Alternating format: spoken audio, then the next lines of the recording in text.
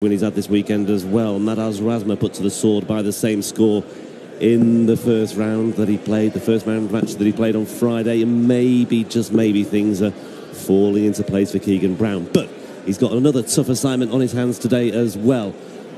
Arguably, a very altogether tougher assignment, because having done seemingly the hard work by beating Michael van Gerwen, there is expectation on the shoulders of Keegan Brown.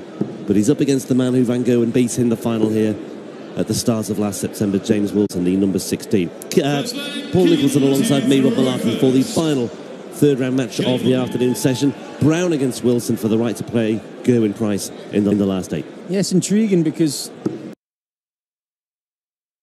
what pressure. Well, I take it all back. I really take it all back. He's clearly well up for this.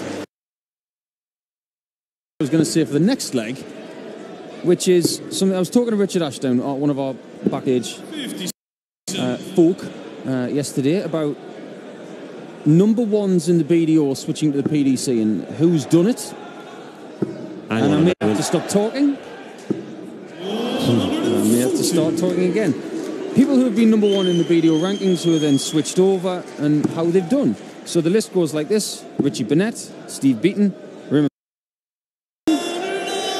Mark Webster, Gary Anderson, Stephen Bunting, Glenn Durrant and Mark McGeaney, and James Wilson. Now, 1, 2, 3, 4 of those guys were number one when they switched over. That was Barneveld, Gary Anderson, Bunting and Durrant, of course.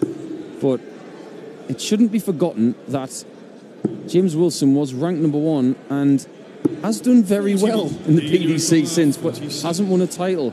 But Keegan has got a look in his eyes today, one of supreme confidence, and he hasn't missed a dart in this match at double. Starting with an 11 darter, or maybe it could be Keegan's day, because he has got a title in the bank. 5 perfect darts, an 11 dart leg. 1 from 1 on his checkouts, an average of 151 at the moment. Keegan Brown means business, off and running. Well, he was in the pink. Always in the pink.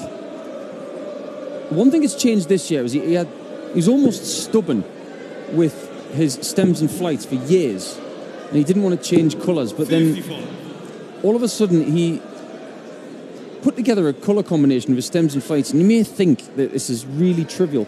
This is important to Keegan. He's found a flight that he really likes the look of, one that works, and a stem that works. And now the darts are going in a little bit more direct, and there's no wobble when they go in the board. He had a real problem 3 or 4 years ago of darts falling out the board. That doesn't seem to happen anymore. 55. And it's not the only pink thing in the Brown household on the Isle of Wight.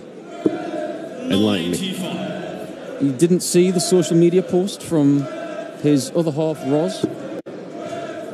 All of their appliances in their kitchen are pink. My goodness. I am not telling lies.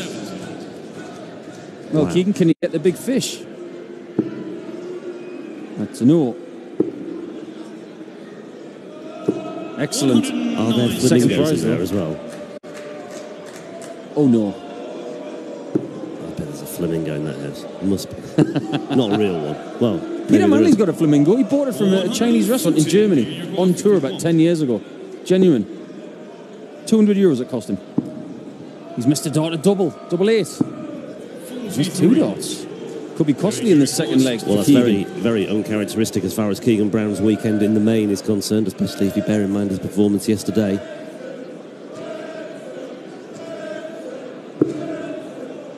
Tops then for Wilson. Double 10 to level the match.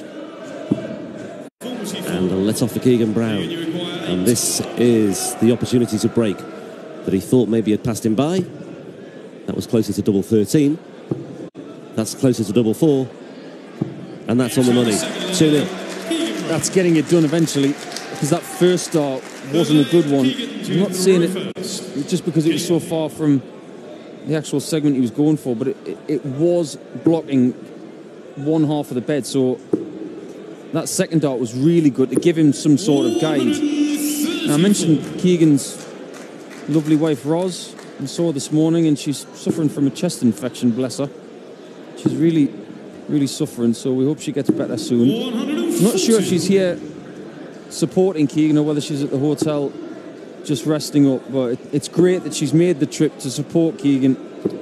96. Well, the space, the area that's reserved for players' connections and camp is unoccupied at the moment, so I suspect she's not here. James Wilson was having breakfast with Gurney this morning, and sure they were contemplating. Well, there you go. The void. That's what it usually looks like when I play. Now, Paul. Don't do yourself a disservice. Brown is down to a finish first on his throw.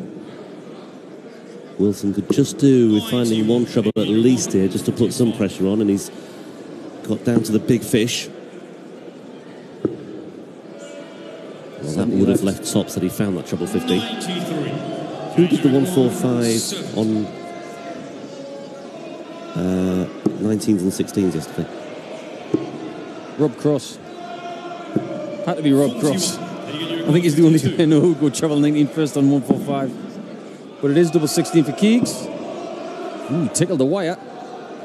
Yeah, just steps over to readjust, but overcompensated there, just ever so slightly. James Wilson is not playing particularly sharp in this game yet, and he needs a bit of magic, and he's not going to get it. And Keegan's coming back, and Keegan has got major control of this game. He just needs to keep it, and he does keep it. That's excellent. Now, ordinarily, Keegan hangs about with the likes of Luke Humphries and people around his own age, and I'm not sure if Luke's still here. He was about an hour ago, but he may have had a flight to catch. The other thing that Brown looks to or be aware of the need to raise your game when you are taking on a player of the calibre of Michael van Gerwen, and you must approach that in a very different way to, say, playing somebody else, for example. I don't buy it. I don't buy it. Keegan's a friend of mine, and I don't get it, because, well, there's Bongo Cam Man. But when he played Wadey at the World Championships, not in the one just gone, but the one before, he played Wadey like a fiddle. He played him differently to other people that he had in that draw. And when he played Wadey again in the Worlds, there was a different aura about that game. There were things going on the stage that were put in the press, of course. I don't know what was true and what wasn't, but let's face it, Keegan has got the ability to ruffle feathers. And he does celebrate a mini victory on stage, and there's nothing wrong with that.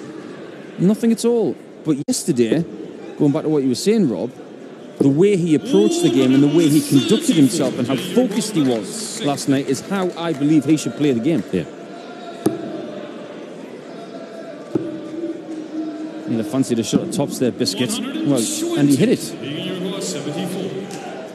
But this would really hurt. This is the kind of shot he took out last night. Oh, just shy. Just gives Wilson a bit of encouragement now. It's only for a holder throw, but Wilson will feel a lot better if he can just get one leg on the board. Double 10. Oh, double 7. Messy. That is exactly the right word. And James Wilson, do you know what? He wasn't convincing at all yesterday in that win over Mario Robert, as Brown does win his fourth leg. Robert missed a match dart, albeit on the bullseye. His finishing was good yesterday, Wilson. That's effectively what rescued him. The scoring wasn't really there. There wasn't any power scoring from James Wilson. He was the first to acknowledge that on stage afterwards, and it was his finishing that sort of saved the day, and he got lucky in the end. He was expected to really dismantle, I think, Mario Robert, and have a good convincing win, but it wasn't to be. Yeah, James is a much better player than Mario. No disrespect to Mario whatsoever, but James has accomplished more in the game and done more recently.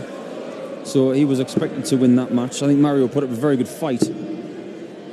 But in this game, it says to me that maybe James Wilson hasn't had enough matches this year to really get sharp.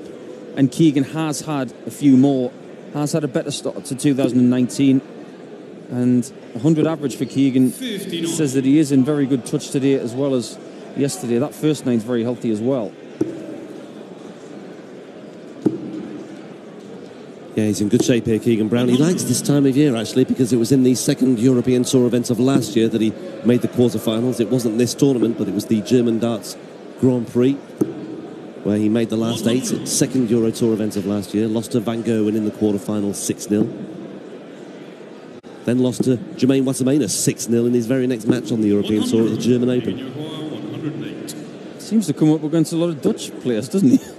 Well, treble 19.